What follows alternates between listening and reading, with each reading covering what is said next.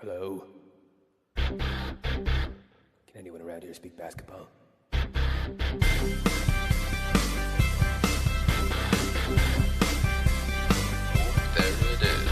It's the Confederacy of Dunks Basketball Podcast. Well. Welcome to the Confederacy of Dunks Basketball Podcast. I'm kind of getting Tarzan Dan. Oh, God. Thanks for tuning into the podcast, everyone. This is a Raptors NBA fan maniac podcast. Oh, yeah.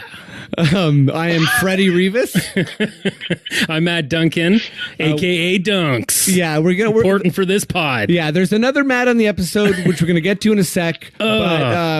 Story of my life. Yeah, somehow Matt Duncan, my partner here, has convinced me to call him Dunks for the episode. Yeah. So we'll see if I, don't blow a gasket.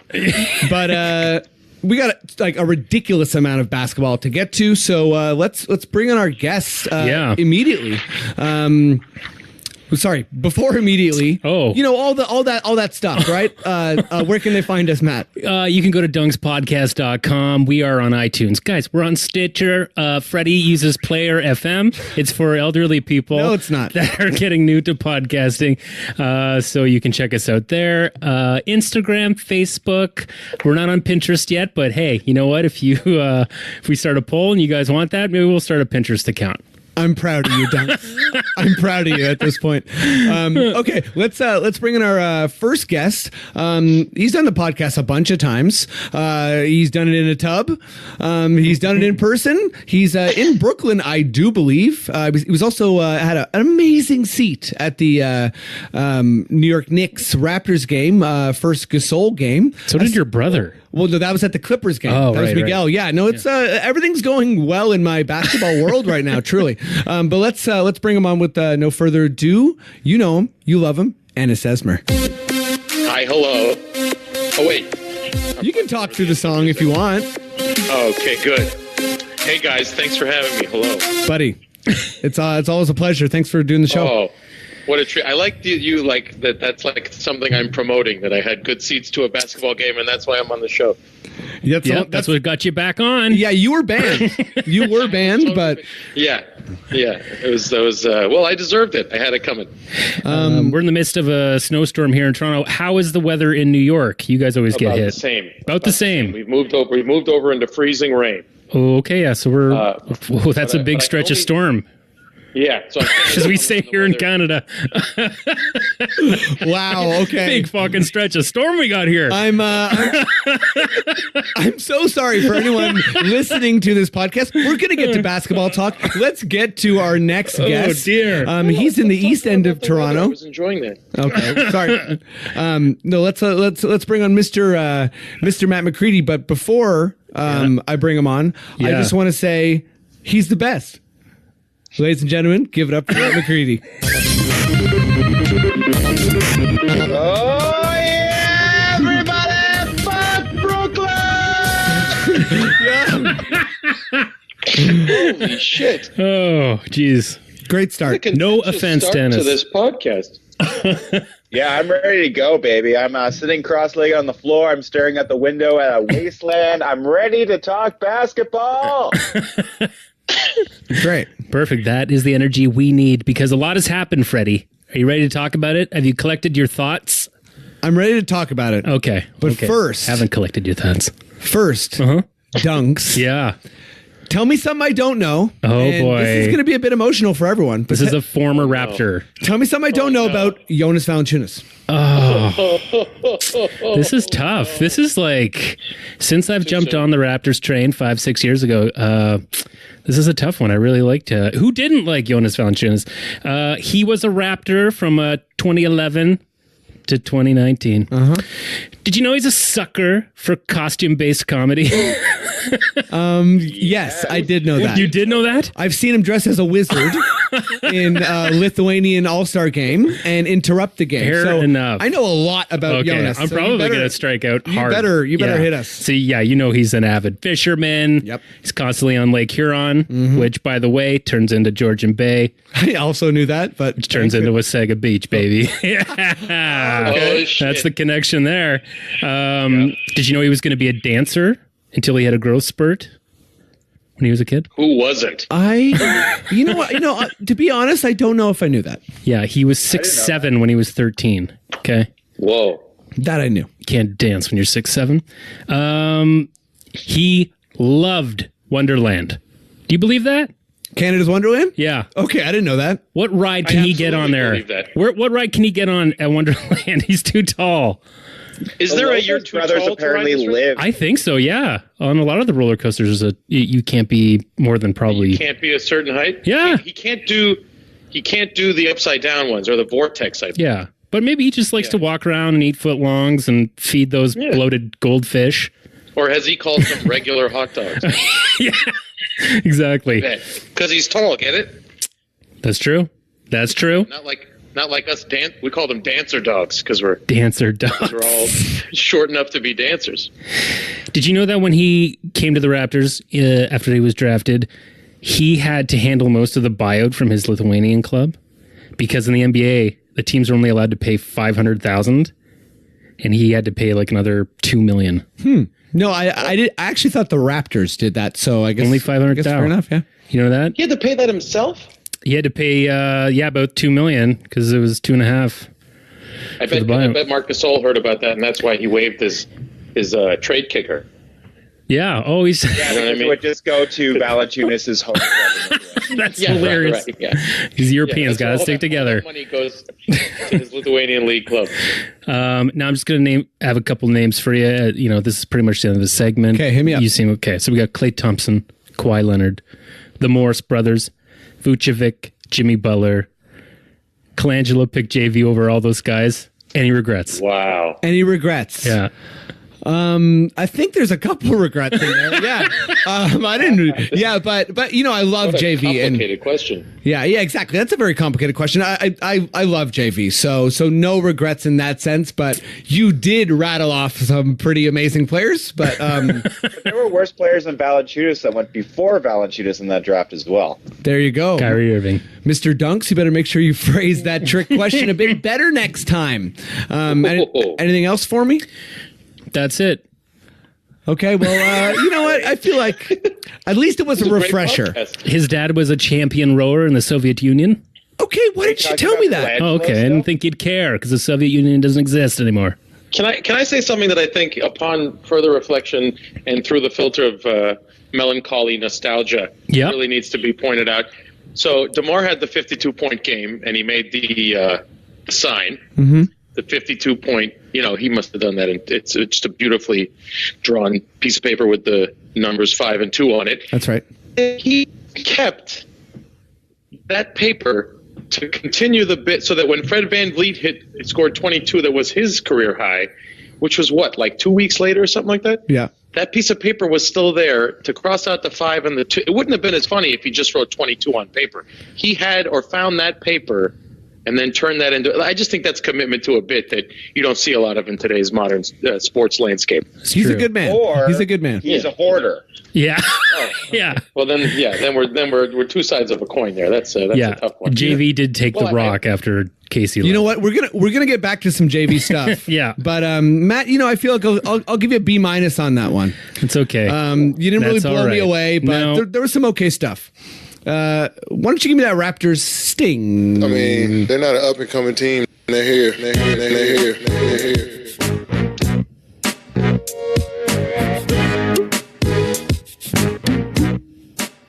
Hashtag RTZ. Now, Don't stare at me when you do that. does anybody ever search RTZ for content? Do you? Sometimes Do you really? a bit. Okay. Not a lot. Okay. Let's get rolling here. I'm gonna go with you first, Mr. Matt McCready. Yep. It's Marc-Mania. It's Marc Gasol Mania. He's played 2 games. I was at the game yesterday. It was absolutely magical. He was fantastic. I'm just laughing my ass off at all the people saying that he's not going to move the needle. This guy is a very, very serious talent. What's your, I guess, overall take on the trade? But what are you enjoying the most so far with Marc, and what's got you the most excited? I'm kind of flashing back to the beginning of the year when a lot of pundits said that the Raptors, their biggest problem was the lack of center depth. At this point, center might be their deepest position 1-2 on the entire team. With Ibaka enjoying, a fringe all-star level campaign, and I guess Gasol being the most overqualified backup center in the last 15 years.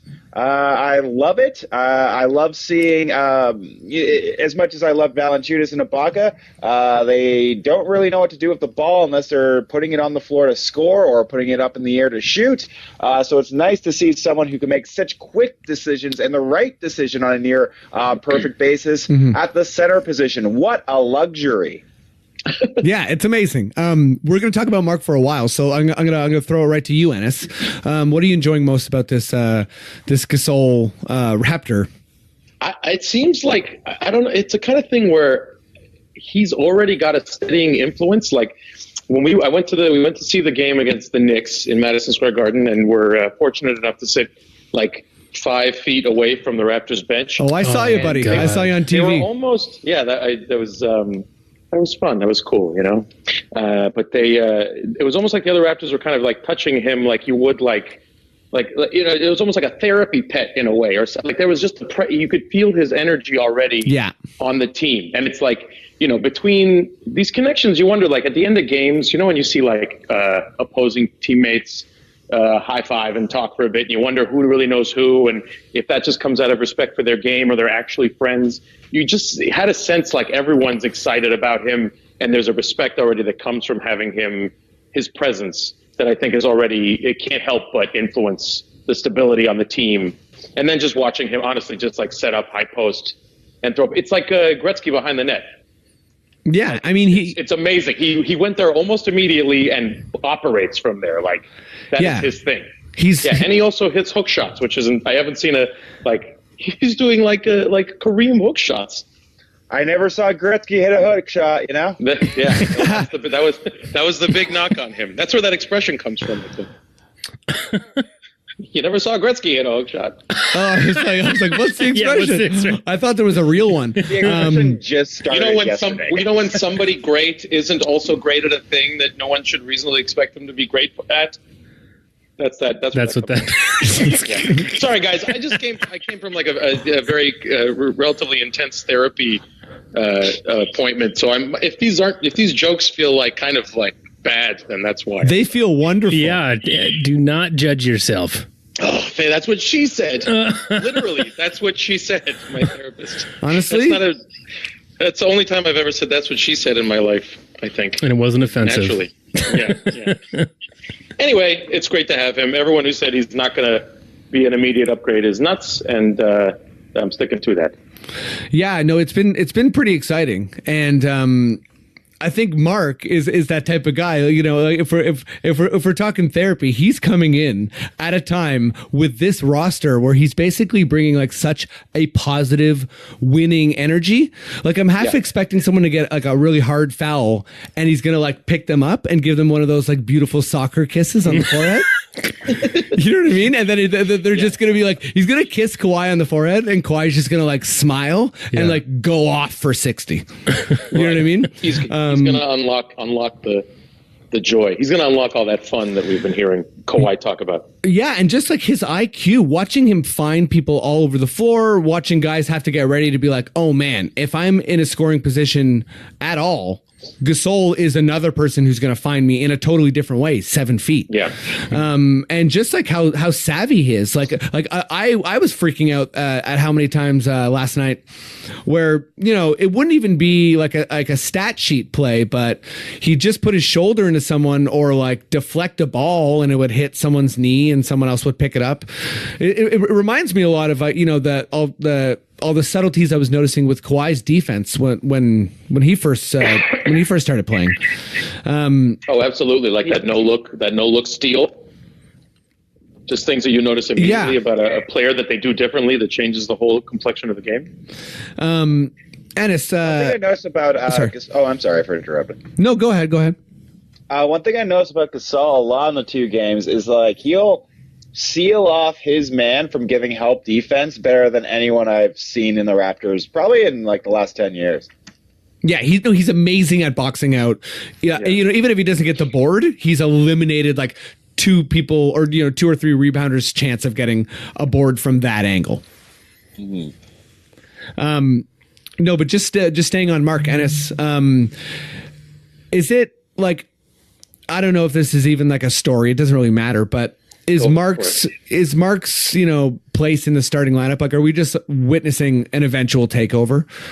Am I, you know, I really, really like Serge and I think the fit's been great, but at the same time, you know, it's not necessarily like that lineup's like blowing teams out in the first quarter every game. That's true. They're struggling.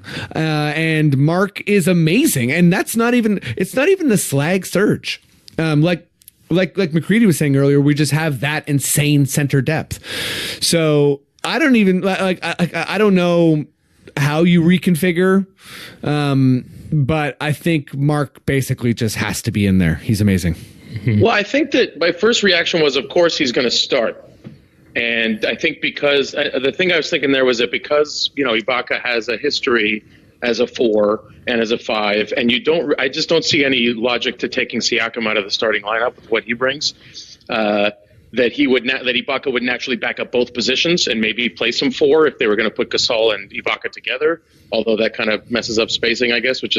Although Gasol hits threes, right, more consistently than Jonas. But after seeing that one game, what's genius about the front office and the way they've added players, and obviously Kawhi was an exception to some extent, right, in terms of being able to integrate. But I think there's a reason that we're not involved in a lot of these trade talks that are about like big impact guys that are going to derail your team's cohesion or continuity, is that the guy is a passer. The guy, you know what I mean? He's a facilitator. So it seems like after seeing those 2 games of him coming off the bench, especially that run in the early fourth quarter where he was responsible for like 11 consecutive points through.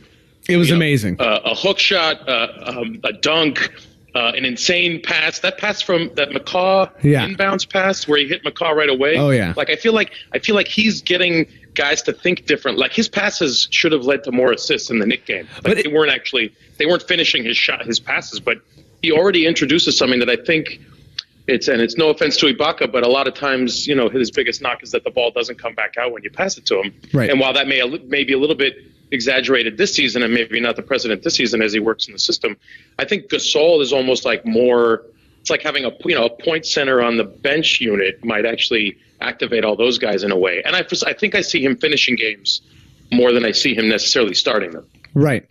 Yeah. I mean, like that, if you think about some of the talent that Memphis has had over the years, it's not like an unfamiliar place for Mark to just be rocking it with a bunch of like random dudes. You know what I mean? Like he's going to bring out the best in McCaw. He's going to bring out the best in Norm, whomever. Like he's a fantastic player. And like, it's funny to me that you say like, and not like I'm not trying to misrepresent your point, but I feel like, the idea that Marc Gasol isn't a big trade is just like the perfect Masai, perfect Toronto thing. Like it just blows my mind though that it's not a big trade. It's a gigantic trade, and he's an amazing player. And the idea that, I mean, we'll get to this kind of stuff later, but you know, the idea that people would, I don't know. I just feel like there's a lot of slander going on with Mark. Like, Memphis fans get it. Memphis fans are like, man, this guy is like, you're freaking out over Mirotic or Harris. Like, Gasol's insane. Yeah. He's an amazing player. He's going to be an all-star this year. The Ringer article that came out, and he's been an all-star 3 times coming out of the West, over the last 10, 12 years. Like, you got to think about how nuts that is. How much harder that is than being a poor Jonas. I don't know if he's ever going to sniff an all-star game now. Mr. McCready, you got anything else about Marc Gasol before we move on to something else? Nope.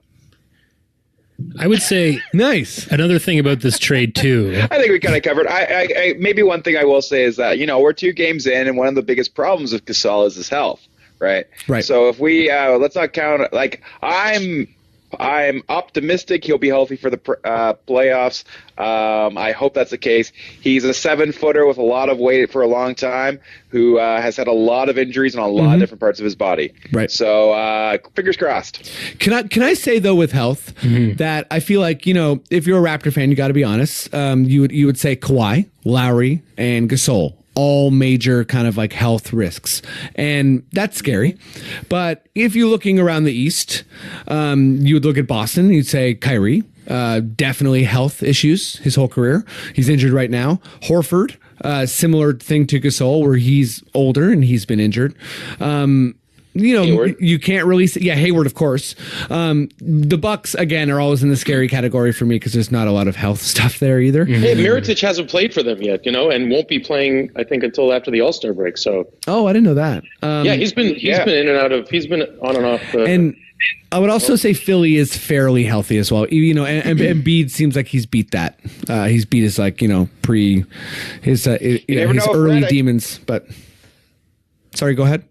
You never know with Redick. Redick's had a lot of nagging issues this year, and he is very important to their success. That's true. That's true. So, yeah, for me, health, I feel like for the Raptors, yeah, of course, like, health is going to matter for sure. But Kawhi is the main one where I feel like if we got him, we can really, really, really do damage in the Eastern Conference playoffs. But although looking back at games played, Gasol has actually played, I think, every game this year and missed less than 10 the last couple of years, so he could be somewhat out of the woods on. It looks like limping though for a lot of those games. Like, he has not looked. He got injured against Toronto. That's just swagger, though. I think you're mistaking swagger for an injury. And you know what? I think mostly it was just late night entertainment district Marc Gasol I saw walking around like that. Yeah, right. Well, and did he also have a cool cane? Yeah, that's just like, big city Gasol. So don't worry about that guy. He does his own thing at night, and on the court he's going to get other stuff done. No, but I think also just a little last Gasol point for me is that he's a Gasol. His age should be thought of as such. Yeah. He's not a like a regular player that, relies on athleticism. Pau and Mark are going to each play till they're 40. That's how they roll. They think the game. Yeah, but I don't want. I mean, if we got Pau Gasol at the trade deadline, I would not be nearly as enthused. I agree, but I think he is 40. Pau, right, or 39? Is he that old? Is he that old? Yeah, I think he's basically done, and I think Mark will be. He's quite a bit older than. Are you looking it up, Mr. Dunks? No, yeah, but you know what? He's clearly adapted his game. Like the fact that his steals and threes, his threes and assists have gone up, show that he's like figuring out how to adapt what is maybe some decrease in athleticism into the game and how to like still use his smarts on the floor as much as possible and adapt. I mean, he's the best big man passer, until Jokic came into the league and was like, I'm actually insane. Pau's 38. Pau's 38. Okay, sorry, fair enough. He's kind of looking done. He's 38. Mark's 34. So, fair enough. I'll stand corrected a little bit there. But I do think that, I think he'll be a valuable player at 34, 35, 36, and then, we'll see. Yeah. But I hope so. Do you think he's going to be on the team next year? I do. Yeah. I do. And I think it's going to be a good thing. And I think a lot of analysts are going to be like, oh no, he's opting in.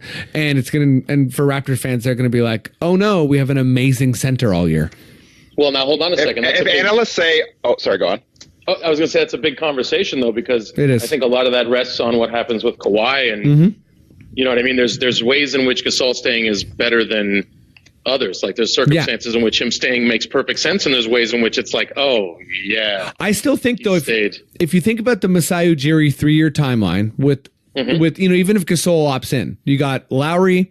So if Kawhi leaves, right, he goes to Clippers. Yeah. You got Gasol, Lowry, or the Knicks. Yeah, or the Knicks, or the Kings. I think anything can happen here. The Kings. Yeah, but like let's say is Sacramento closer to San Diego than LA is? It might be. And with Kawhi, honestly, anything's possible. I truly do believe that. True. But okay, anyway, so let's say everyone opts in but Kawhi. Yeah. And we're a really expensive team. I think you got Serge, Gasol, Lowry. Obviously, there's injury issues. Siakam, OG. Who knows? Maybe Lynn's back, but and that's where we're going, by the way. But Van Vliet. But yeah, sorry, just to finish that point, if everyone opts in, we're going to be like third in the East. It's not a bad situation. So you're right. We'd also be losing Danny Green though, and he's been very important to our success. I mean, he's coming back. Come on, for sure. No, we might lose some people, but like I think that a lot of people. Yeah, I mean, I talked about this a little bit last week. I'm just not really into the all-in narrative. I think that we're good now and in the future. But Matt, do you think that Kawhi, that Danny Green goes wherever Kawhi goes? No. No. I think they're both two people with different priorities in their lives. I don't think they're necessarily joined at the hip. Right. I think it's possible, but I wouldn't say it's a given. I think they'll both stay here. James Jones situation. They'll both stay here, I think. Okay, let's move on to something else because guess what? Toronto is getting Linsanity.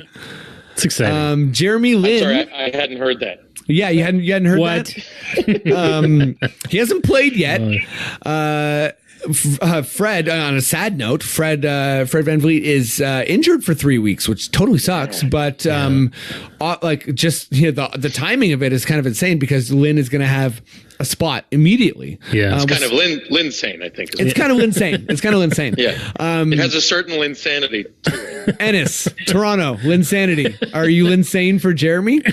Yeah, I am already pleading temporary Linsanity, just depending on how long he's in a uniform. But talking about stuff off the bench, I mean, Lynn Gasol, high screen pick and rolls is going to be, a reality very soon. And I mean, our bench is as good as it's better than it's ever been. Like we keep getting more. Do you remember when Jared Sullinger was penciled in as our starting 4 2 years ago? Yes. And before that, Luis Scola, and before that, Chuck Hayes and Tyler Hansbrough. Like we were in. It just keeps getting better. Easy. You know what I mean? And our standards keep getting higher, which I think we lose sight of when we criticize some of these players who are the best players we've ever had at these positions. That's right. And bless the 6 God Messiah. Carry on. Yeah, of course, exactly. And just the way that they built this team. It just, I mean, if you objectively look at the trade that they made, and obviously put feelings aside for a little bit, the fact that it looks like, people who were kind of against the trade, it's like, well, we traded all our depth. First of all, we didn't. But now the fact that we've added Lynn, that we're in the running for Markieff Morris, or, who knows if there's a Cantor or a Robin Lopez in our future, like that trade looks fantastic on paper. Right. You know what I mean? So it gets better and better. So I just think, I can't wait. The city's going to go nuts. They're already going nuts. Beyond the hype, Mr. McCready, beyond the hype, what are you expecting from Jeremy Lin on the court? Assuming Van Vliet's healthy in the playoffs, I think he's going to be like, a great fourth guard. Like a really great fourth guard for the team to have. Nurse and Casey before him, like having 2 point guards on the floor as much as possible. A second unit with Gasol, Lynn, and Van Vliet. That's crazy. Lots of threes. Yeah, I mean, yeah, tons of threes. And I mean, like, Lynn is, an average 3-point shooter. But one thing he does great is he attacks closeouts as well as, any backup point you can find in the entire league. He's a great passer. Great passer, gets to the basket well, draws a lot of fouls, which is something the team can kind of use a little bit more of outside of Kawhi. It's great. I love it. Does now, when you say attacks closeouts, that's one thing I'm still kind of working on is learning about steals and closeouts. That's when they close out on a 3 and then they drive past it? That's right. Correct. That's the idea. Okay, well, that sounds very exciting to me. Thank you for clarifying.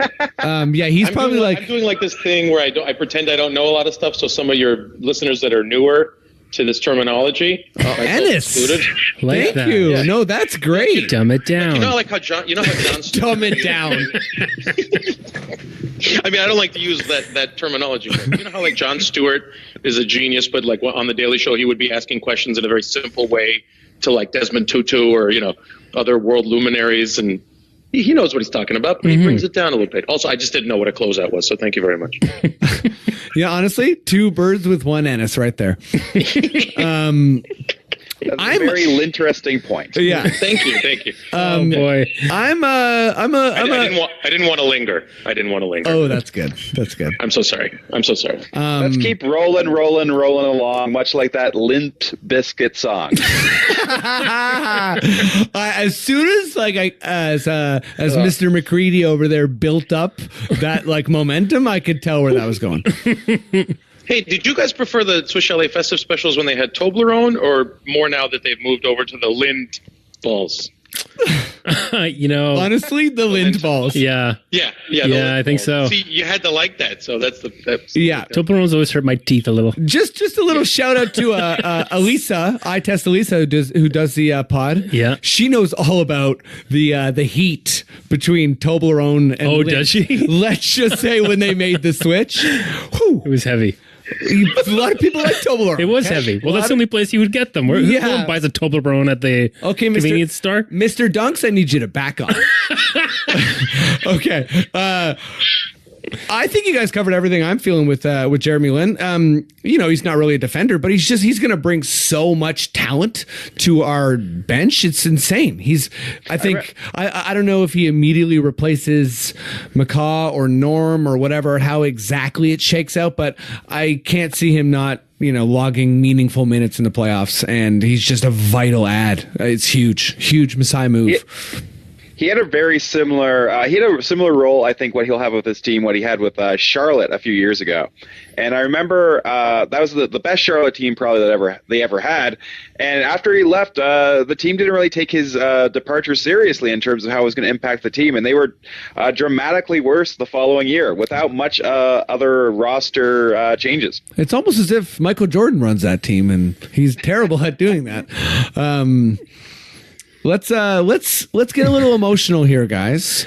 Oh no.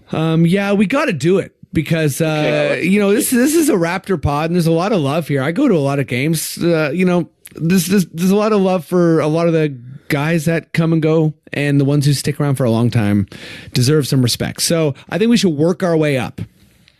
Let's all say a little something. Mr. Dunks, the guy I do the pod with. Talk to me a little bit about Moose. That's right. How do you feel about Greg Monroe leaving? I mean, we hardly knew the guy. Fair. I love that his nickname was Moose, and I thought that the opportunity that he did get out there on the court, he made the most of it. I don't. But, but I do think he was all right. Ennis, any thoughts on Moose? Yeah, a mix of whatever you two said. It's great. No, listen, it seems like the kind of guy who the modern NBA got away from, but he's still isn't he like 27? He's 19 years old. No way. Yeah, there you go. So the fact that means that when he was on the Pistons, he was like 12. Yeah. It's incredible. Yeah. And I don't think we should shy away from remembering that he was the only preteen to ever make it into the NBA. Yeah. So I think that's so I'll always remember him for that. Mr. McCready. When he first grew a beard, it was so beautiful. Mr. McCready, any passing thoughts on Greg Monroe, Moose? Honestly, one of my least favorite Raptors from an on-court perspective we've ever had on the team. Harsh. I mean, obviously there were worse people, but in terms of his impact compared to the players he was playing around, he was so bad. He couldn't defend the perimeter. He couldn't defend at the rim. He couldn't stretch the floor. His passing was fine. Sometimes his rebounding wasn't that great. He's not even that tall. Oh, my. An F. I really, when they signed him, I hated it. And I'm glad he's played his last minute in the NBA. Okay, well, Mr. Mr. McCready, you might have something nice to say about CJ. CJ's PJ's part of the bench mob last year. You know, he struggled a bit this year, but he worked his average. When he got traded from the Raptors, he was back up to 32%. And, he'd probably finish somewhere around 36 or 37. He just unleashed on someone on Instagram. Did you see that? Was it about his PJs? Well, someone just commented on him and was like, he had a picture of him on Memphis and just like, if you could hit threes, they wouldn't have traded you. And he just kind of went into and he wrote back. Yeah. He wrote back. Well, whoever wrote that, and that's me. Looked at the guy's profile and was like, I checked you out, and I see you're a bit of an idiot. You got lots of quotes and stuff. Oh God. Okay, well, let's keep it light here, Mr. McCready. Take it easy on CJ. He's left-handed. I love him. Mr. McCready, what's up? What do you think about CJ? I always loved his even keel temper, how he would take criticism so well, his knowledge on social media on how to make it a healthy part of your life. No, I thought he was I thought CJ was all right. I actually think I liked CJ more than the average person did. Last year he was great as the bench dad. That was fun. He really couldn't get it going for whatever reason this year up until the last few weeks, but he was kind of doing well in the last 3 or 4 weeks. And, so long, CJ, we'll forget about you. Ennis, GoDaddy's very own CJ, PJs. How are you feeling? I am reading this comment, and I really feel like CJ. Oh boy, never negotiate with terrorists. Yeah. Oh, did he lose the plot? Oh yeah. No, he just he let it get to him. What the quote is. Okay, so he got the first one. And there's a picture, like a fisheye picture of them after the streamers came down when the Grizzlies won last night. And the guy says, you ain't making the playoffs. If you made some threes, you would have stayed in Toronto. And he writes back, man, I don't know you, but I'm going to say this. You don't like me or the way the season went in Toronto. Cool. Say what you want / will. But don't ever come on my page spewing hate or discouragement to these young fellas proving themselves in this league. After I deleted what you said to Pascal, I checked your page out. Oh, boy, it's too much. Keep going. No, keep going. Okay, fine. He says, you have a lot of, quote, inspirational quotes. Even saw a post about prayer in my quick glance, which leads me to believe either you want attention or everything on your page fake. I'm going to go with both, because if you were who you say you were, you wouldn't be speaking in a manner that could derail a young man in any manner. I hope your book this is good. I hope your books sell so you got less time to troll on the internet, brother. Oh, wow. Pretty good. CJ. I love it. I love the whole thing. So glad I brought that up, and Ennis found it. I'm going to go on the record and say I wish that more players would do that. But, I mean, it's a zero sum. You're never going to win that. Yeah, that's a negotiating with terrorists scenario. That's what I'm saying. Yeah. My friend invented that term for writing back to people trolling you online, and it's absolutely appropriate. He shouldn't be wasting his time with that. But I'll tell you this: I loved CJ when he was cooking. The guy could score 12 points in a minute and a half, and it also seemed like the less room and time he had, the better he was. He was like Tony Fernandez off balance throws to first base were his best kind of 3-point shots. Like he could get it off in coverage, find a little tiny little sliver of space, and you know what I mean. A 5-point deficit would be a 6-point lead. It would be so he had that, and it was exciting when it worked, and I wish it worked more. But the guy never stopped caring the most. Like he gave such a shit about how good it was, and you could see it weighing on him when it wasn't going well. And so I wish that guy well, and I hope he hits 1,000 3-point shots the rest of the year. Hell yeah. And Ennis, what I like about your comparisons is that you seem to compare basketball players only to other sport athletes from the 80s. Wayne Gretzky and Tony Fernandez. I'm really looking forward to hearing which Raptor is the Warren Moon of the NBA. No, it's debatable. I got a lot of thoughts on that. I have a spreadsheet and everything. Let me say, to all the listeners of this pod who probably heard me monologue a lot about CJ needing to be in the starting lineup for a very long time. I always wanted what he had with Paul George in Indiana. I always wanted him parked in the corner.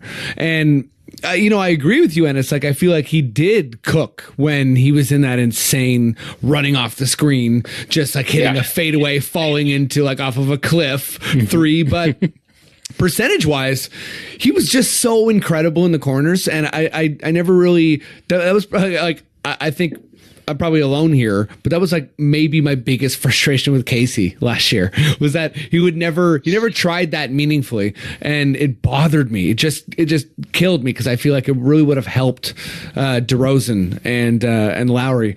And for me, I have a bit of a mix of feeling with CJ because I feel like he, just isn't talented enough at this point to be a meaningful part of the rotation, but it's almost like he just didn't realize what he could have in Toronto. And I wish him well. But I feel like he was a bit of a disappointing guy for me personally.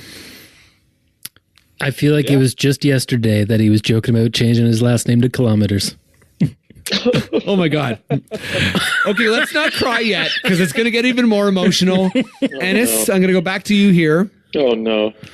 Let's talk about Delon Wright. Let's talk about everyone's favorite NBA son, friends with Dwayne Wade. Had braces for a bit. Big suit. He went out on a big suit. He got injured. He got injured so much in his first 3 years. He really did. But man, the flashes of what he showed over the time he was here, I think in a way we kind of traded him at his highest value too, because I'm not sure that. Like, I think he's one of those guys that occupies, maybe sixth man, spot starter, can start at both positions in the backcourt, but maybe never will be the one guy. Like, I think with him and Fred, those things are, this is where like per 36-minute averages kind of drop off because you have to talk about who they're playing against and, right. You know what I mean, how they're being covered and the scouting on them. And him and Fred were very exciting to me because they were a part of this legacy that is bearing fruit now. But if you look at like the way the Raptors have drafted and the ways in which they've gotten better, I mean, Delon was late first round, right? Like just like everybody else, like post 20. So he's in that mix of guys. Yeah, I think Delon was 20th, if I'm not mistaken. Yeah, there you go. Right. Okay. So he was one of those guys that, I don't know, he was great. And he also, speaking of looking like a kid, like he literally looked like he won a contest on I know, he really did. And he was just It's out really there. weird to think that DeLon's the same age as Jonas Valanciunas, Yeah, that is really weird. It is really weird. But I bet Delon Wright is still at the height where he could pivot into dancing if he wanted to. Mr. Dunks, Matt Duncan. Yeah. You got any feels about Delon Wright? I'm going to be honest with you. He never really stood out to me too much. Ooh. Wow. And when we were going to trade for Kawhi, I was like, well, you got to include this guy because I don't really feel it. Keep Bartle. But you referred to him as this guy? Yeah, I mean, we're trying to be nice right now. I know. Well, you know what? Sorry, I came on a little harsh. It's the rum talking. Oh, jeez. I think that sometimes I think he can be better on Memphis. I think that Toronto was a little bit too strong of a team for him. I think fair enough. Like I think that for some players, like look at Lonzo Ball. I think he would be a lot better if he could go to Phoenix and be a point guard there over. Right. It's just that it doesn't work for some players, and I think he's going to be just fine. But good riddance. Okay, wow. Back to being, ended on a strong note. Mr. Matt McCready. Sorry if I'm annoying the shit out of everyone by saying that over and over, but okay. I'm going to keep doing it. How are you feeling about DeLon leaving? If you can remember what I said about Greg Monroe, double it for DeLon Wright. Oh my goodness, you guys! I can't believe this. Yeah. I love DeLon. Oh, okay. I mean, as a player, he kind of like disappointed me a little bit. I don't know if he was he seemed almost like a two guard who can kind of create a little bit in that. Like, I don't remember so many amazing passes or playmaking that he did throughout his career in Toronto. Like, he was fine, but he wasn't great. His shot was always hit and miss. It took a long time for him to wind it up, so it didn't really give a lot of stretch there. He was honestly a great number 20 pick to get in the draft. Very solid player. Defensively, I thought he fucking rocked. I'm gonna miss him defensively on this team for sure. It'll be a big. I think that area on the court will be missed in the playoffs against some more elite teams. But that being said, I wish him well. I think we'll all remember him more than we will CJ, and hopefully a lot more than Moose. Jesus. Oh my! I didn't realize we had Jeffrey Ross on the podcast. Holy derby. Well, I'll say that I really, really enjoyed Delon Wright. He was awesome. He represented a bunch of like different kind of like hopes for the Raptors. There was at some points it was kind of like him and Norm were going to be like the next like Lowry and DeMar, and he worked on his shot and making his release a little bit faster. And I think he kind of like worked his way up to being a decent 3-point shooter. And out of all the people in this trade, I feel like he has the best chance of being a guy who's scoring 12 points a game and getting 6 assists and being some kind of like Corey Joseph for some other team where he's a really, really valuable player and is kind of doing damage and having like a good NBA career and getting some money. So that's how I feel about Delon. How much do you think he will make in the offseason? I think he's in a very tough spot. Just because Memphis is in a situation where there's a lot of reasons that they're not going to spend money on a guy like Delon. So if I had to guess, I would say that Delon gets like a 3-year, $16 million contract. Whoa, that's it. In today's NBA? He'll make more than that. There's so much cap space this year. I thought you were going to say 30. A year? Fair enough. Say $3 million 30. You know, $3 million 30. I hope, but I think that the point guard positions. But we'll see. We'll see how he. I think he has to play very well. Basically, he's starting tonight because Conley's hurt. So who knows if they decide to shut Conley down at some point? That's a showcase for him to get as much money as possible. I'm also going to say, as much as I love the guy, I'm glad that the Raptors don't have to make that decision in the offseason. You know what I mean? That we've already seen the fruits of moving forward, and that we don't have to contend with how much do we pay our third or maybe fourth best. Well, yeah, and he's restricted, so someone's gonna have to wow Memphis with an offer, or he's just gonna kind of. I think he'll get the mid-level. I think a team will offer him that. What is the mid-level right now? Is it 7 a year? No, I think it's like 10. Oh, okay. Fair enough. Maybe I'm just underestimating it in today's salary, but I can't see him. I can't see any team envisioning him as their future starter, and I can't see any team. What about like an Orlando? I don't think so. I think every team has a younger prospect they're more interested in, and Delon is going to be looked at as a backup, and I think people are going to spend accordingly. If that makes sense. Okay. But I mean, we'll see. I feel like this Delon segment has been so sad, but he had a lot of good moments for them. Remember him? The block, the block in Washington. Yeah, God, it's true. Kelly Oubre Jr. talking shit, and he just ended that series with a block. It's beautiful.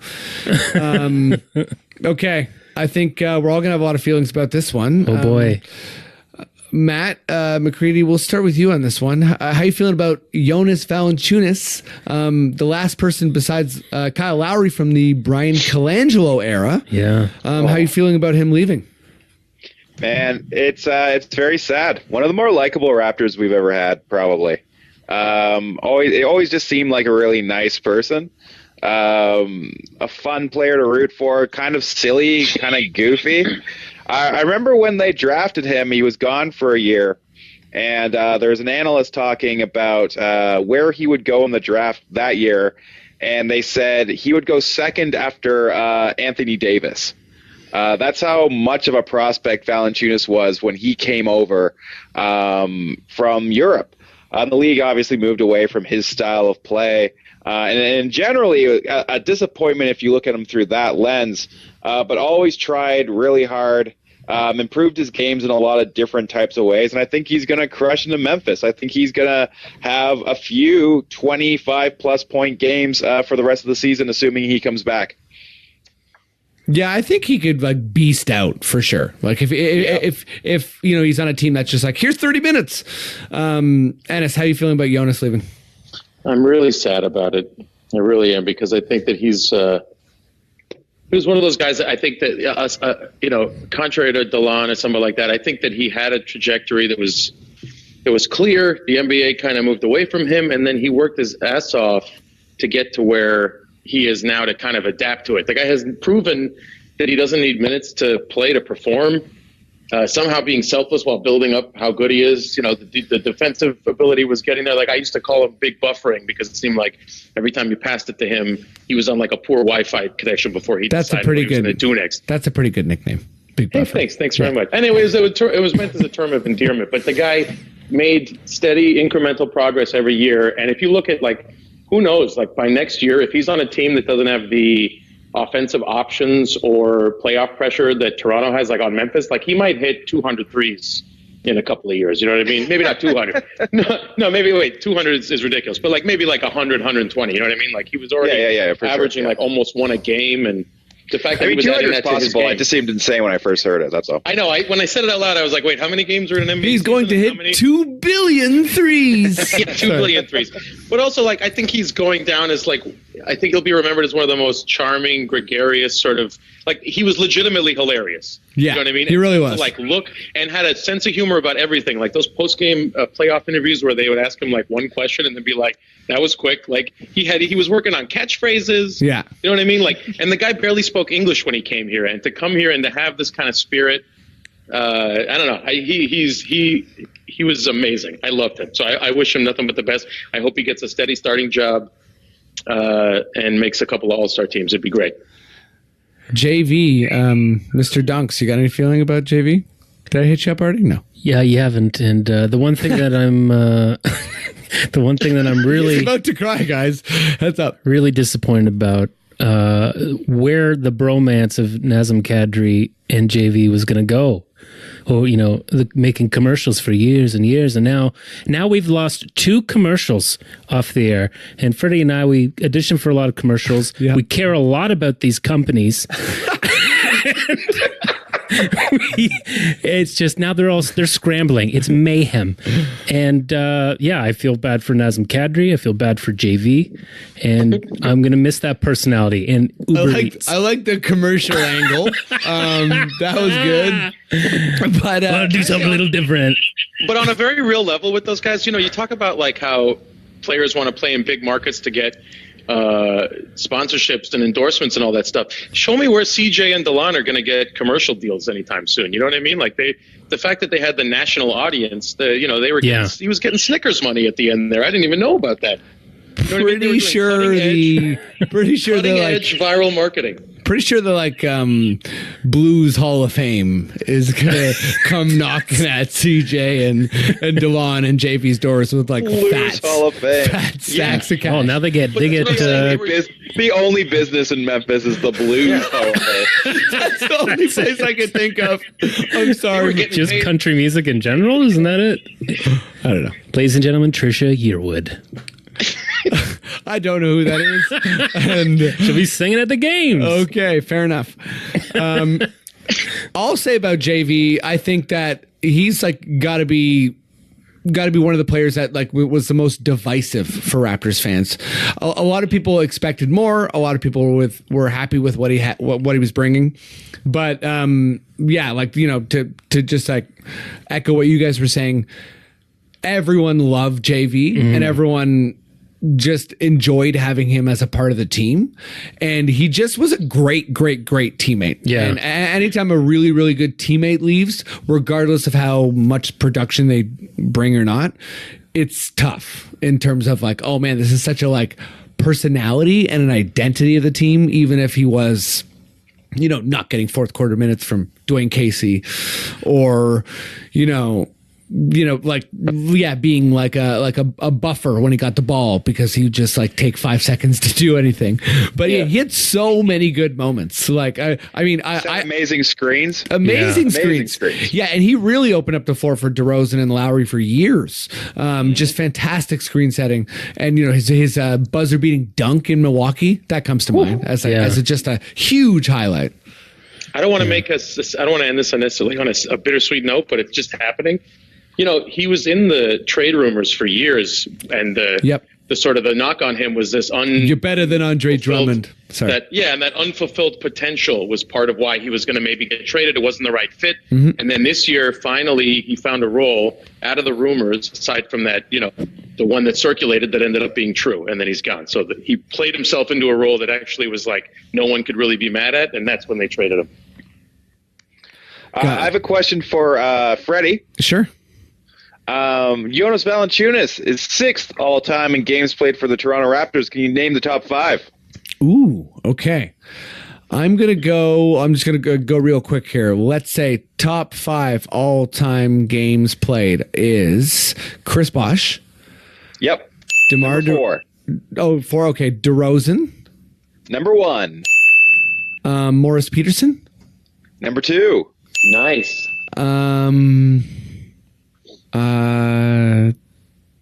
Bargnani. Ooh, Bargnani, number 8. Ooh. I'll take one more guess. Let's say Amir Johnson. Amir Johnson is number 7. Okay. 5. Fair enough. Beat Jonas Valanciunas by 8 games. Kyle Lowry. Oh, Lowry. Oh, right, of course. Yep. And can anyone else name number 3? Is it Vince? No. Nope. Oh, It's thank God. Jose Calderon. Oh, hell yeah. That's why he still has that insane assist record for the Raptors. Did you hear he offered Marc Gasol his condo in Toronto? That sounds He like did. Jose. He still has one here, and he's like, "You can take it if you want." Please, Yeah. take my condo.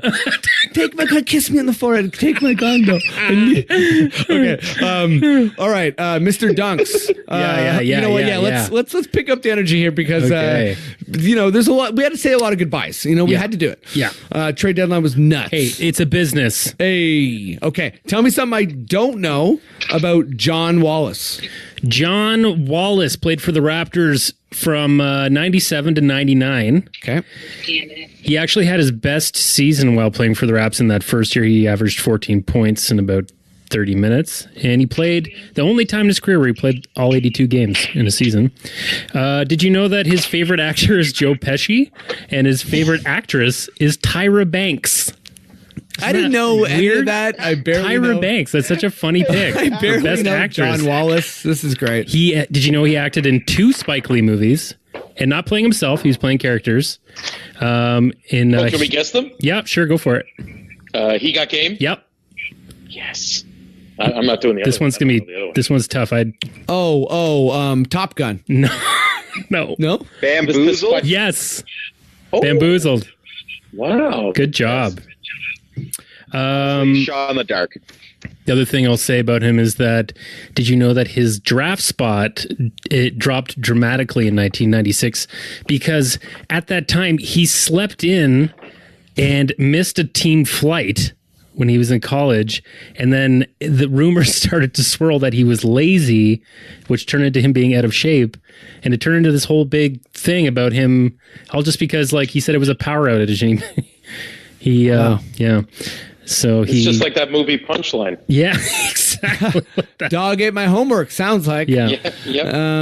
Anyways, I think he did kind of fizzle out pretty quick, though, so maybe they were right. But he's an executive board member for Heavenly Productions Foundation in New York. Check it out, Ennis, which helps kids in need. Will do. I'm on This it. part's not funny. He helps his kids. Ennis, get on it. He helps kids in need and distress, which is what that foundation does. So that's actually a nice thing. Matt, that's hilarious. Okay. What do you mean that's not funny? That's right. I didn't mean to laugh through it. Distress. Yeah. Okay, so You know what New York's like? Everyone's in distress. all right. Okay. I just found out there's no alleys in New York. That's crazy.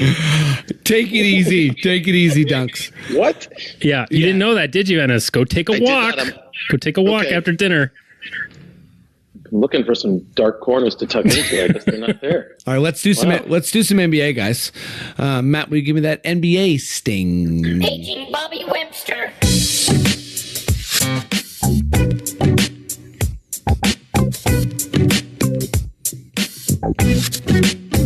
Paging Bobby Webster. I wanted to do it twice because it looks like I'm the only one here paging Bobby Webster because everything's about Masai. You know who hooked up that Marc Gasol trade? Messiah? No, it's Bobby. Oh, right. They were eating a rice bowl at Freshie, and he came up with the idea. Wow. Give more love to Bobby, guys. He's doing a hell of a job. I said front office. I've been saying front office. I'm saying just Messiah. Okay, okay. Meet me halfway, I guess. Only Bobby Webster. Yeah, but why are you paging him? It doesn't make sense. Okay. Anyways, we gotta move on. Yeah, we gotta move on. Let's do some trade deadline stuff, and it's already old because the NBA happens so fast, and new players are playing with the teams and stuff's already happening. So, Matt McCready, let's go to you. Give me don't give me your loser. Pick a team that you think just nailed it in the trade deadline. Who's your winner? Ooh, I think Milwaukee did really well with the Mirotic trade. I think giving up 4 seconds, 2 of which are like really bad seconds. One of them's like Denver's this year, so it's like the 58th. Yeah, I think that was a really solid move that doesn't at all hurt them in the future and gives them another knockdown shooter to put with size to put around Giannis. A better version of Ersan Ilyasova, who has thrived in a role, which I assume that Mirotic can do even better at now that he's got the chance. Yeah, I think the Mirotic fit is just so huge, and in this like Eastern arms race, that's such a big conversation, and it's a valid one because I think Mirotic is just like a plug and play for Milwaukee, and they're kind of doubling down on what they do already, and what they do already is really good. Obviously, they're very reliant on Giannis, but he is something else, and Mirotic is just another amazing option for him. Clippers too, because I think they got so much for Tobias Harris, who was a throw-in twice before this last trade. Yeah, the Clippers are kind of confusing me. Everyone's treating them like big winners, but I think, I'm going to touch on the Clippers in a sec because I want to jump to you, Ennis.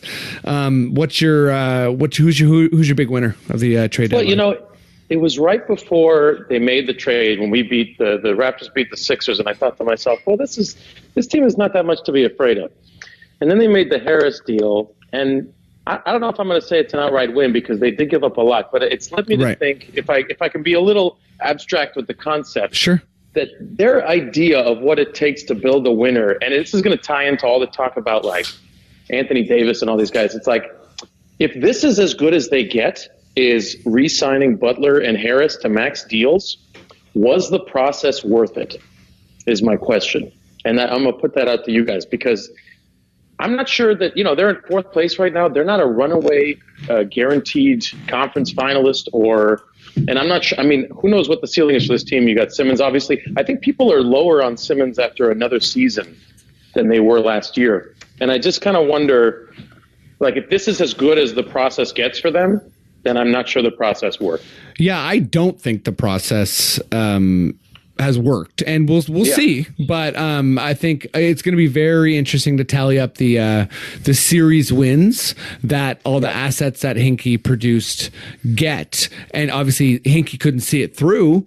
But I think that's part of the process. Part of the process is when things become so toxic, you get booted out of town, and player agents are furious, and Adam Silver literally comes and like erases you or whatever. Yeah. Like I'm not sure that was part of his process. I'm sure it wasn't. That is what happened, right? Yeah. But that's a part of the NBA, right? Like, knowing the landscape is your job. Yeah. So you need to finagle everything in the right direction. And to win. Their starting 5 is incredible, I think. And you know what I mean? And if they can get another couple guys, you saw how big Ilyasova and Bellinelli were for them last year. So who knows if they can get somebody, because they definitely need some bench depth since they got rid of most of it. But I just wonder how much further that ceiling can go. I guess, these things take time and they got to happen organically. I wonder if it was worth how bad that team was for so long. And that includes swinging and missing at a lot of big draft picks. You know what I mean? So, given that, our highest draft pick on the Raptors is 15th. The highest drafted player on the Raptors is 15th, Kawhi Leonard. But you know what I mean? Sorry, go on. No, jump in. If I could just defend Hinkie for 1 second, look at where Charlotte is compared to Philadelphia, because those two teams were in the same spot when he took over. Mm-hmm. And cheering for a team that will get better is a lot of fun.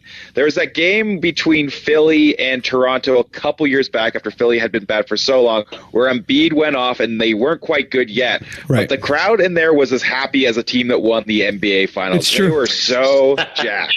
I think, and I don't think it's a terrible way to rebuild a team. I wouldn't mind if Toronto went that way once if things did fall apart with the one that we have now. See, Matt, that's where I got to jump in and say, like, I can enjoy watching it from afar, but for me, like the bottoming out that Hinkie did, it's genius, right?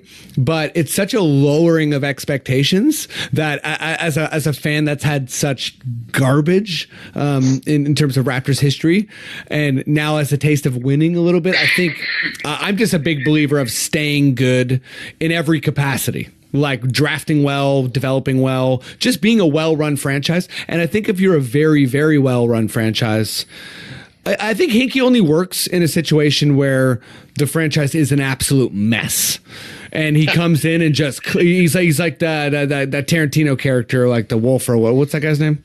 Oh yeah, Harvey Keitel. Yeah, he just comes in and just trashes the place, and is basically like gets you all these like assets, and then cleans it up. Problems go away. Yeah, he makes the problems go away, and again, it's just a particular situation. So as a Raptor fan, yeah, having to watch a team slowly get worse, thinking about things in like a 6-7 year span where it would be tough. That's all I'm saying. My winner is I hope this isn't cheating, but is the Dallas Mavericks. I think the whole NBA is way too low on Kristaps Porzingis, and yeah, he's 7'3". Yeah, Bill Simmons wrote some articles about how it's dangerous to be a 7'3" player in the NBA, and there's a lot of validity to that. But the guy was showing.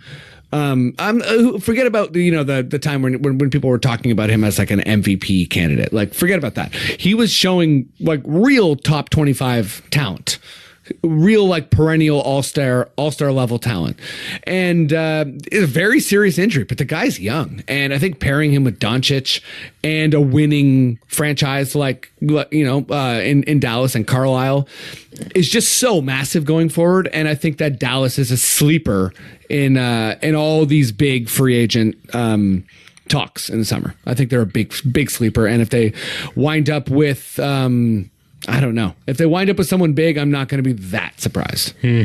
I'm going to push back on the Porzingis being a top 20 player last time he was healthy. Like, he shot 43% as a center the last season that he was healthy. Like, he's good, but I mean, like, he's coming off an ACL tear. He's had injury. He breaks down every single year. He gets progressively worse as the year goes on. We'll see. I mean, I hope he does well, but they took on $40 million of extra money in order to pay him, which he'll probably get the max. Yeah.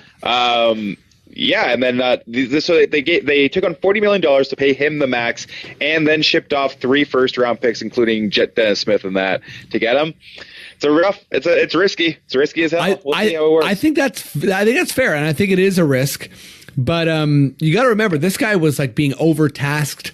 Had to deal with a guy like James Dolan. I'm not saying Mark Cuban is like any more chill, but Carlisle's awesome, and he gets to learn with Dirk, and he has Doncic, who's going to have a lot of pressure on him. So I think there's a lot of talent there for for him to realize his potential. And for sure, ACL is serious, but I mean, I think a lot of players are making successful comebacks from those type of serious injuries, and watching Boogie come back from this Achilles has blown my mind. So right, but for every Boogie, there's a Greg Oden. It's true. It's true. Greg Oden. Hey, fair. No, it's a risk. Okay. Yeah, McCready. Well, who's your loser of the deadline? Ooh, for the 8th straight year, Greg Oden came in. I honestly don't have an answer to this yet because I didn't think about it. So if you want to swing that to someone else and come back, that'll be great. Ennis? Draft loser. I just think everybody compared to the Raptors there. I said it. I think we made the most impactful deal. I think it's impressive what Tobias Harris did with all the playing time he got. He was doing great in Detroit, but that he got in Los Angeles as well. But I think that's going to take time. I feel like a player like him, considering they're also integrating Butler and whatever tensions. And good luck to anybody joining a team after Jimmy Butler. Let me tell you that, because let's not forget how long ago, how recently Butler. That was this season. It feels like forever ago, but all the drama with the Wolves. That's a highly combustible team. Yeah, that's what I'm saying. So who knows? And I think they have enough holes still that they're not really the contender. And I think people are still sleeping on the impact of the Gasol trade. I think he was the best acquisition at the All-Star or at the trade deadline. Oh, hell yeah, buddy. Yeah. And I think he moves the needle a lot more than people are giving the Raptors credit for. But that's good. Go ahead. Keep underestimating and discounting the moves the Raptors makes. We'll just be over here watching Bobby Webster play chess. Right? Right. Searching for Bobby Webster. Am I right? Dunks, do you hear that? Are you trying to page Bobby Webster? Don't, please. I mean, I'm searching for him. If there's a way to get in touch with him, that's paging. Oh, God. Okay, I have an answer for you if you want it. Okay, well, I'm going to hit you guys with my loser first. Oh, yeah. Please. So I so desperately wanted to say the Boston Celtics because all the slander AD's tad through their way, all the kerfuffle Kyrie's throwing them into. But there's a bigger loser for me, and that's the Los Angeles Lakers. They got clowned. Oh. They got publicly clowned.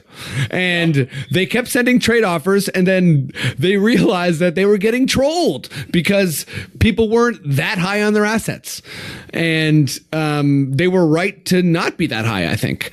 And, they were sending giant packages, but I think that they just weren't, they weren't just, they weren't saying, sorry, what was I saying? They weren't negotiating in good faith. Yeah.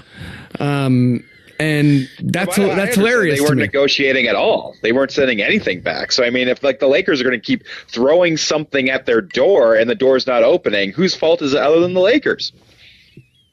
It's true. Yeah, I'm in agreement with you there. I think that the whole thing, I think it would have been, I feel bad for Pelicans fans sitting through this whole Davis thing, just in terms of knowing that, look, he didn't say trade me, but I mean, that's what ends up happening when someone announces they're not. I mean, he did it with some intention, right? I guess a lot of these things can't stay internal, but I felt bad for Pelicans fans having to watch this guy be one of the best players in the NBA and know that he doesn't actually want to be there to build what you're working on. But I think it would have been just a lousy result if he had ended up going to the Lakers that quickly after all that happened. Although it would have been fascinating to see that Lakers roster without those six guys. Mm-hmm. Like, what would their starting five would have been like? Davis, McGee. They cut Beasley, so I guess he can't play there. But I mean, they didn't have anybody. So it's true. Yeah, that would have been fun to see them make a bunch of pickups on the buyout market. Like, it would have been fascinating to see that team play the rest of the season and maybe still make the playoffs. I don't know. Ennis, I know you got to go soon. Yes. So before you leave, okay, why don't you just hit us with who you think's going to win the dunk off and the 3-point contest? Wait, I don't know who's involved. Okay, we've got the list. I got it. All right, go. We can give you a quick refresher and just give me a hot take and you can piece. All right. Okay. Matt, I got it. You got it? Yeah. Okay. Here we go. So for the dunk off, Dennis Smith Jr. from the New York Knicks, Miles Bridges from the Charlotte Hornets, Hamidou Diallo from Oklahoma City Thunder, and John Collins from the Atlanta Hawks. Who's going to take it home? I see. There should be separate categories when it's centers and guards. They should split it in two. I agree. But I think the winning dunk is going to be on a 30-foot net, and it's going to be John Collins wearing a trench coat with Dennis Smith Jr. on his shoulders and a fedora, and then it's going to turn into one of the Monstars, and he's going to dunk, and it's going to break the entire arena. Okay. Okay. He has the third best odds. Good luck. Okay. 3-point contest. I'm going to rattle them off for you. Okay.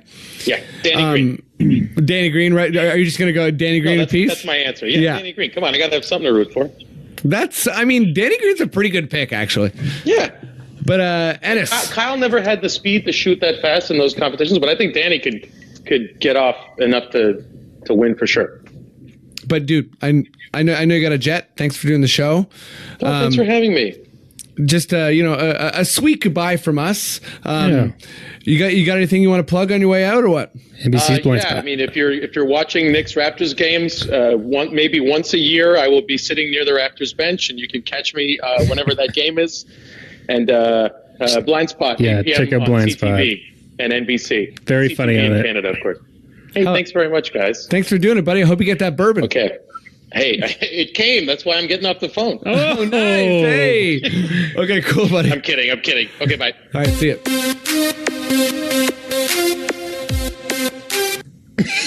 Nice. Okay. McCready, same questions for you. Yes. Slam dunk contest. Do you know these guys? I gotta say, Hamidou Diallo, I've seen him do a couple crazy dunks, but I don't really know him as a player very well. But yeah, do you have any kind of feeling here? Do you care? I don't really. I care. I think it's kind of fun, dunk contest. I think like when in doubt, go with the shortest guy. And Dennis Smith Jr. had some of the coolest dunks last year, so I'm sure he's got something up his sleeve. And he's in the New York market, so we all know that slam dunk competition is kind of fishy. So I'm gonna go with the introduction of conspiracy is great. Sorry. Oh, remember that one time that like Blake Griffin won with like some pretty mediocre dunks, and then they brought out a Kia car and they had that big advertisement for it at the end. It was clearly set up for Blake Griffin to be in the final round. I remember? No props needed. Yep, I'm into Dennis Smith Jr. I also think that he fucking rocks as a dunker, so I'm into DSJ. I'm going to go Miles Bridges just because I think he's that perfect dunker size. He's that like 6'8", where he's just kind of like agile enough to do insane things. Yeah. Is he 6'8"? Wow, I thought he was a bit shorter than that. That's Miles Bridges is. That's what choice. I thought. I'm gonna. Dennis has the best odds. Okay, he does. Oh, yeah. Miles has the second best odds. Well, and I think Dennis is going to come out like pissed. Yeah, he's going to be like, "You traded me. I'm crazy," or whatever. You know what I mean? Like, yeah, it's going to be nuts. That's usually what you say after you're traded. Oh yeah, he'll say that. You traded me. You're crazy. Exactly. I said I'm crazy as a fun like believe in your crazy self type thing. Gotcha. But fair enough. He's 6'7". 6'7". Sweet. 6'7", 225. Better than Vince. Okay, so what about the 3-point contest? Do you want me to list them off? Please. McCready? Okay, so we got Seth Curry, Portland Trailblazers. Stephen Curry, the Curry brothers, Golden State Warriors. Dirk Nowitzki, Dallas Mavericks. Buddy Hield, Sacramento Kings. Damian Lillard, Portland Trailblazers. Chris Middleton, Milwaukee Bucks. Kemba Walker, Charlotte Hornets. Danny Green, Toronto Raptors. Devin Booker, Phoenix Suns. And Joe Harris. Thanks for doing that. Joe Harris went off last night. I don't know who he is. In the first quarter, he hit 5 threes. That's who he is. Oh dear. Recency bias. I have to go with Joe Harris. Gotta be Joe. Probably, I don't know. Steph Curry seems like the obvious choice to always put your money on. Like if I had to put $100 on it right now, I'd put it on Steph. But that being said, I do like family intrigue. I like drama. I want Seth. Yeah. Take it from Steph in the final two. Seth would be Danny exciting. Green. You know what would be awesome? Right. Okay, Steph and Seth. Seth is going to shoot. He ties his hands behind his back. His brother Stephen comes in, makes it look like it's his arms, and shoots like, what kind of Colin Mockery shit are you on, buddy?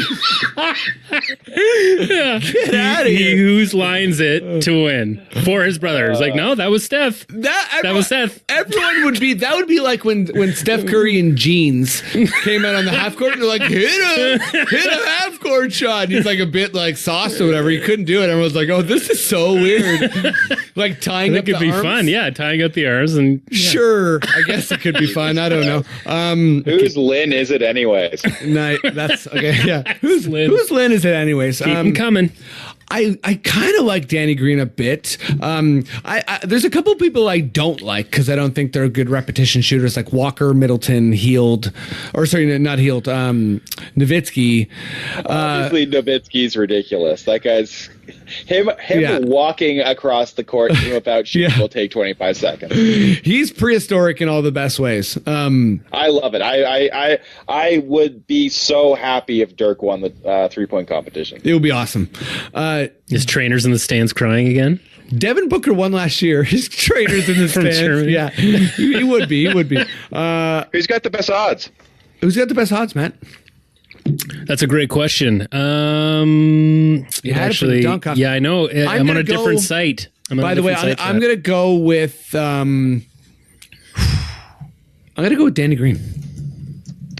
I think he's good at just like practice shooting threes and is gonna he's good at just standing there and nailing threes.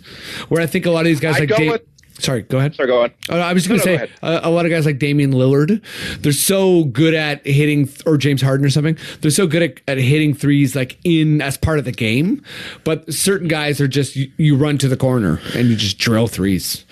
Of course, Steph Curry has the best odds. Yeah, I mean, Steph Curry's a pretty solid pick here. Yeah. Pretty easy, lame choice to take. That's why I went with it. Yay! Worst odds is Dirk. Well, I think... what are Dirk's odds? Yeah, what are Dirk's odds? It says plus 3,300.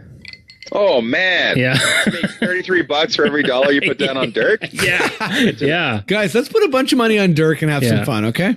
Yeah, I'll put $30 on Dirk and walk away with a cool grand if he takes it home. Yeah. That's awesome. I'll put $30 on Dirk and just like walk away and be like, that's funny that I did that. And like, don't make any money. You know what I mean? At least it goes to a good cause. Yeah. Vegas. How are you doing, McCready? Do you got some time for quickish questions? Yep, I'm good. Okay, cool. All right. There is a couple other NBA events, but I mean, do we really want to talk about the skills challenge? And the game's going to be fun, right? The game will be, that mix of, insane dunks. LeBron's tampering team. Yeah, exactly. Yeah, yeah. If there's some tampering, that would actually like he's up full the on ante. tampering. I don't care what he says. He goes, I don't have anything left in my career to chase. Yeah, he wants to be Adam Sandler making movies with his friends. That's what he wants to do at this point. Wow. Cheers for that. Cheers. You throwing cheers after that hot ass take. LeBron's amazing. How dare you? Witness. Who's the Rob Schneider of LeBron James' circle? That's got to be Carmelo. I'm good with that. Oh, man. I'm good with that too. I'm good with the Schneider. I'm good with the Schneid. Okay. All right. Oh my God. All right. But off the rails here. Yeah. I've had one sip of rum. Yeah. He's had a rum and Coke, folks. Cheers. Yeah. So, Matt, why don't for the love of God, why don't you tell me something I don't know about Haywood Workman? Gotta say, the best name I've seen yet on that Raptors list. There's some good ones. There are some good ones too. Yeah, Haywood Workman. Oh man, that's just a cool name. He played 13 games for the Raptors in the 99-2000 season, if you guys can remember. A few years before that, he blew out his ACL, and that essentially led to him having to retire a bit earlier than he wanted. But this is the craziest turnaround, that he became an NBA ref. What? Wow. He's a ref. Oh, wait a second. Of course. Yeah. He is. He's a ref. He's a ref. Yes. Yeah. So it took him like maybe 6 or 7 years to get the job in the NBA. Like, he had to really work at it, and now there are only 3 players. Do the refs have to beat each other like at basketball to get the job? To get the job, yeah. It comes down to a game of 21. Shit. No, yeah. You know that there's only been 3 refs that were former players? No. And like, he's used now as like someone he's trying to recruit, like former college players and former NBA players to be refs. So he's like white chocolate. You got to consider this. Like, you have to consider it. Yeah. You know what I mean? Players like it because it's like when they're talking to him, it's at eye level because he's tall. So, for instance, if Muggsy Bogues wanted to be a ref, he couldn't be. Based on your logic? Yes. Well, I just think the players are a little tired of looking down at refs. It's nice to talk chin to chin.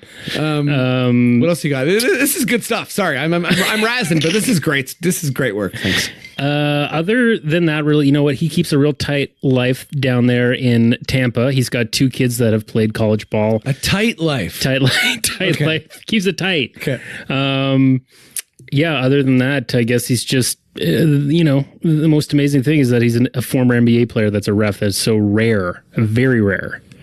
Okay, you're doubling down on the ref. I know, it's a big really fact. It's a big fact. That's fine. Really you can tell me when you're done. I love it. I'm going to give you A++ on that Haywood Workman bit. Great. Yeah, and as you know, Devlin used to say when he hit a basket, he's Workman for the weekend. Did he used to say that? No, but I would have if it was Matt Duncan doing the game. Okay. He's Workman for the weekend. All right, that's enough. Okay. Why don't we move over to the quickish question? Quickish question.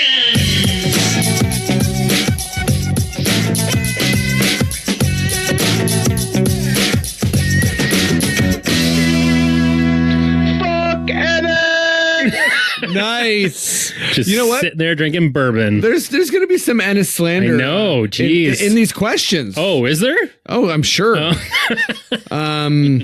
There often is. And if he's ever on the pod, then there's even more slander. Yep. We got a bunch of fun questions to get through. Oh, wow. So it's just maybe you should start answering some of these if there's just the three of us. Oh, no. This just means... It's just me and Matt? Yeah, The two this just Matts? means Yeah, let's you do two it. got Let's to do it. pick Go, up the Matt. pace. Oh, my God. Okay. You two got to go hard on these questions. Okay. Ready? And I'm going to go hard on reading them because Okay. I'm pretty bad at that. Yeah. All right. Oh, my God. Is there a smoke alarm going off? There's a smoke alarm going off in my apartment, but don't worry, things are probably fine. Hell yeah. Okay. Quickest questions. McCready's going to live. Okay. McCready, come from Simon. How does Ennis feel about his favorite team's outlook next year with KD possibly leaving? Ooh, so this is more about what Ennis feels like. We all know Ennis is in therapy. He mentioned it during the podcast. So clearly he's in major emotional distraught over it and has to see a paid professional in order to get through his days. I love it. Okay. Duncan. Yes. Dunks. Come from Kevin. Hi, Kevin. Who averages more assists down the stretch, Lynn or Gasol? More assists down the stretch. I'm going to go with Gasol. Okay. Good question. McCready. It's come from Ian.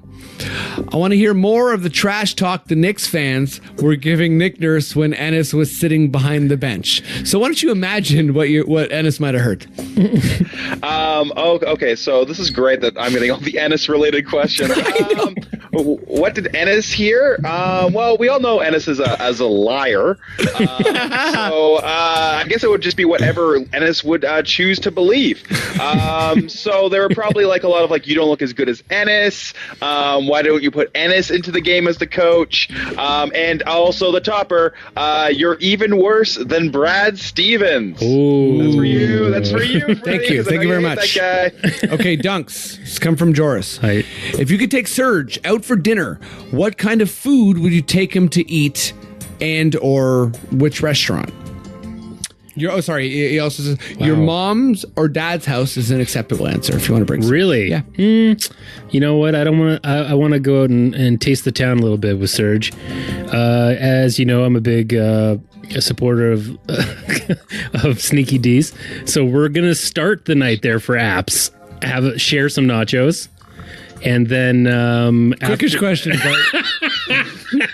after that, we're going to go to what's the restaurant? I always call her Barb's, but it's Pam's Roti. Okay, That's where we finish. We finish at Pam's Roti. Beautiful. You'd love it. Okay, McCready. It's come from Thomas. Yes.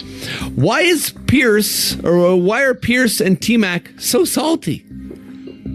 Oh, because they've reached such a height in their lives. You know, they were on the top of the entire NBA. They're cheered by tens of thousands every single night for doing what they love to do. And now they're sitting at a table being sad. They look at their sad bodies. They're all droopy compared to what was so muscular back in the day. And thus they take it out on the good people of Toronto. And why? Why?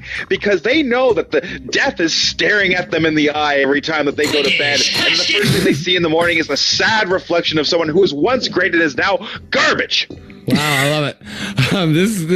This pod has been a wild time. Honestly, I'm into it. Are we going on hour 3 or what's up? Okay, great. Okay, Duncan. It's come from Tom. We're 2/3 of the way through the season. It's time to ask the important questions. How do you feel about the lifted restrictions on shoe colors? There's lifted restriction on shoe colors. I have to believe that. Yeah, I think that what I want is those shoes that light up on the heels. That's where I want it to get. Great. So that if the lights go out, we can watch just their shoes clacking around down there. Great. Quickest questions. McCready, come from Simon.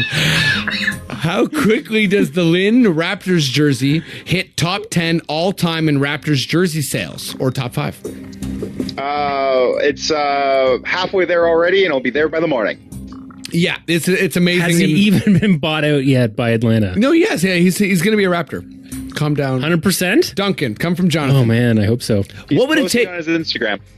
Okay, fine. Duncan, coming from Jonathan. Hi, What would Jonathan. it take for Jeremy Lin to surpass Menge Batir as the greatest Chinese Raptor of all time? Boy, didn't I talk about him? In You the previous did, episode? yeah. I think it's Menk Batar. I feel like we got corrected on that. I could Pardon be me. wrong. Sorry. But I think that, I think he's going to be, I think he might sign long-term, baby. I think we're going to have Linsanity, right, until 10 he's more years, old and eh? gray. Great. And I'm looking forward to different hairstyles. Love it. McCready, come from Tom. Yes. Do your best impersonation of Jack saying Snickers. Snickers! Not pretty good. bad. Snickers! Okay. Oh, that's better. You gotta get raspier. Snickers! Snickers! MGD! I got a good one. Snickers, boys. Is that good? Okay. It's really good. Duncan, come from Jonathan. Hi, Jonathan. Is it too late to do a mock all-star draft? Yes. Hang on. Correct answer. McCready, come from Brian. The voice Matt does when he's doing promo for Alita Battle Angel is crazy. Not a question, just a comment. Do you have any thoughts? Matt Devlin? Devlin needs to stop doing that voice. The only one who likes it is Leo Routins, and he eats garbage for every meal. Honestly, that's the best possible answer. You're rocking quickish questions. Duncan, come from Jonathan. Hi, Jonathan. We're currently a half game ahead of Golden State. At what point is Ennis going to fall off the Warriors bandwagon? Now you're in the Ennis shoes. You know what? That's impossible. A diehard fan like that, he ain't getting off that bandwagon anytime soon. Okay, like it. Which is the conflicting with the bandwagon question, I guess. But Okay, cheers to that. Here's another non-question. It's about to get very meta.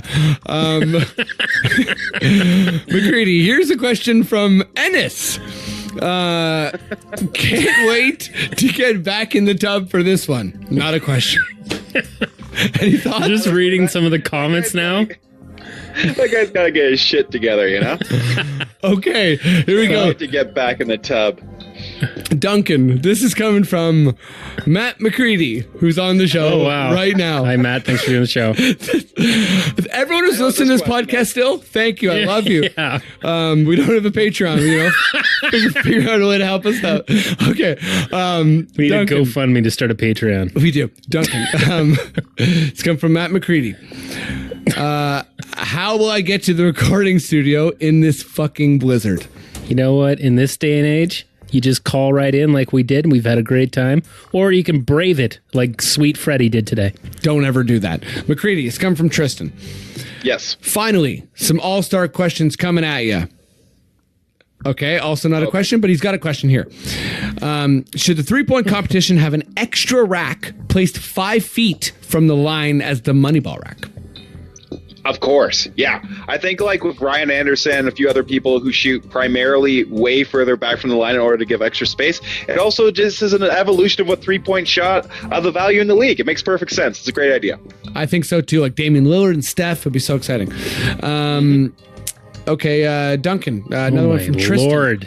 If you could create one event for All-Star Weekend, what would it be?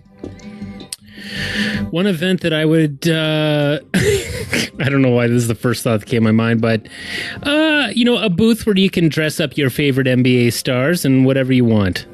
Okay, that's nice. Nice and weird. McCready. Can I answer this one? Okay, Yeah. sure. You know when mascots ride things down the stairs? Like every single staircase in the arena has an NBA player on it, and they all have a race to the bottom. That's Oh, awesome. wow. Oh, yeah, that was. I mean, I already floated mine last week, and that's all the oldest players in the NBA playing a game. Oh, yeah. Oh, very good. Okay, wait, whose turn is it? Is it Duncan? It's actually Matt. Okay, It's Matt. Yeah. McCready. Another one from Tristan. What was the most memorable time you heard Smash Mouth's All-Star? Oh, fuck it. I don't know. Like probably at the Comedy Bar or like Bad Dog Theater, ironically played by a bunch of hipsters. I guess one of those times. Nice. Duncan, come from Tom. Are Boban, and Tobias, basically the NBA's version of two bonded old dogs that must be adopted together? Yeah, it's an adorable thought. And yeah, I'm going to say yes. Okay. Yeah. Good one. Let's keep it quick. Okay, fair enough. McCready, come from Josh, who is technically an all-star, but come on, they're not an all-star. I don't know. He played well the other day, but maybe D'Angelo Russell would have to be like the guy. Great pick. Yeah, that's a good one. He came on late, right? Mm-hmm. Yeah. And, I don't even know if he's the best point guard on his own team. Yeah. Duncan. Yes. Come from Steven. Hello, Steven. How did Ennis get those courtside seats? NBC got those hookups for all recurring characters on Blind Spot? ? Ennis replied with, absolutely not. Believe me, I tried. So, Right, well, he answered the question there, but You have any thoughts? I'm going to say that if you're sitting that close to a Raptors game, you are friends with Nav, and he's probably got a Nav connection. Okay. Yeah. 2 more questions. McCready. Right. Come from Jonathan. Tonight, the Spurs are playing the Grizzlies, which means a reunion for DeMar, Jakob, CJ, Jonas, and Delon. Describe in detail what happens tonight. On court, off court, doesn't matter. Your take. A impromptu game of Red Rover. Jonas Valanciunas busts through the center, injuring CJ's shooting arm, costing him not only the season but his career. Oh, wow. Let's be honest. If they're playing Red Rover, JV's getting hurt. Yeah, fair JV enough. too. I like how dark McCready went. Okay, you're going to Honestly, love it's this. so snowy outside. It's so depressing. You're going to love this question, Duncan. Yes. From Jonathan. Hi, John. Is Masai / Bobby? He really wrote Thank this. you. Done yet? Woo! Are they done yet? Are they done yet? Are they done yet making this team? Absolutely not, because we haven't got Markieff Morris, but we're going to, right? I think so. He's on his way? It seems so. We might have another buyout coming, too. Is that true? Is there Morris? Yeah, apparently Markieff Morris Morris rumors, yes. that he wants to come to Toronto. So. Okay. That's it for Quickish Questions. All right. Wow. This is our longest in a while. This behemoth podcast brought to you by this behemoth snowstorm, can I say? Yeah. You know what it was a fun one. I had a great time. Thanks for Ennis for showing up. Check him out on the Blind Spot, obviously. Yeah, Blind Spot's huge. McCready, you run a ton of shows. You're hilarious. You're one of the best improvisers I know. Anyone who listens to this podcast, it would be an excellent choice to go to any show. The Social Capital Theater. Yeah, that's right. Either that Matt produces or is on, or both. Go check him out. He's hilarious. Matt, can anyone check you out soon? Yep. I play a show every single Friday night at the Social Capital Theater. It's called $15 Beer Comedy Show. And it's $15 and you get 2 tall cans of beer. That's sweet. Big time. And do you have any insight into what happened to that Detroit diner on the east side? You're obsessed with I love that place. It went out of business because you didn't go there enough, Matt. What? That was the word on the street. And then they burned it down? Jesus. Yeah, then they burned it down. We're out of business. Where is the patronage was written in gasoline before lighting them out. Where's the patronage? That's the answer I was looking for. Everyone who's listened to this entire podcast, thank you so much.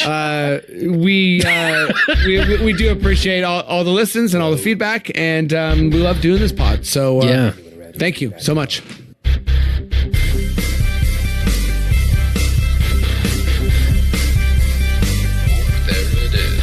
It's the Confederacy of Dunks Basketball Podcast.